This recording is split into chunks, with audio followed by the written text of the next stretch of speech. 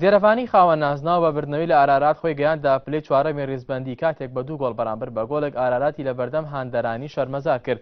یاریەکانی هەفتەی 12 خوڵی نایابی کوردستان ئارارات لە یاریگەی خۆی میوانداری زێرەفانی کرد. هەر لە سەرەتا یاریەکەەوە ئارارات باشتر دەرکەوت و دوای لە دەستدانی چەند هەلێکی یاسان زێرەفانی سوودی لە هێر شاڵگەڕاوەکان بینی و لە خولەکی 15 خۆزان ئازاد بە لەدانێکی جوان گۆڵ یەکەمی بۆ زێرەفانی تۆمار کرد.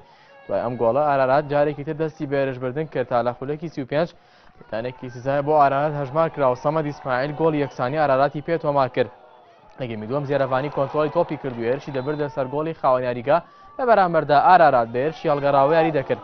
لە خولەکی 87 ئەحمەد فەرخۆ کارتی سووری بەڕوودا بەرز کرایەوە و لە خولەکەکانی کاتی زیادکراویش زیاد ئەحمەد گۆڵی دووەم و سەرکەوتنی بۆ زێرەفانی تۆمار کرد.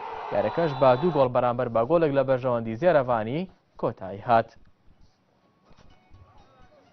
یەکەم ئاستێکی باشمان پیشانە وەکو جێمی دووەمیش بەس خاستەن نیو ساعتی ئەخیر زەختێکمان زۆر کردە سەر یانی ئارارات و جێم یەکەمیش گۆڵمان زۆر فۆتانیان توانیمان 2-3 گۆڵ بکەین بەس لەخوا بەجا بە دوای تەبدیلی ڕاینەر و توانیمان گۆڵی دووەم تۆمارکەین و زۆر مهمیش بوو بۆ تیپەکەمان کە یەکەم بردنەوە بوو لە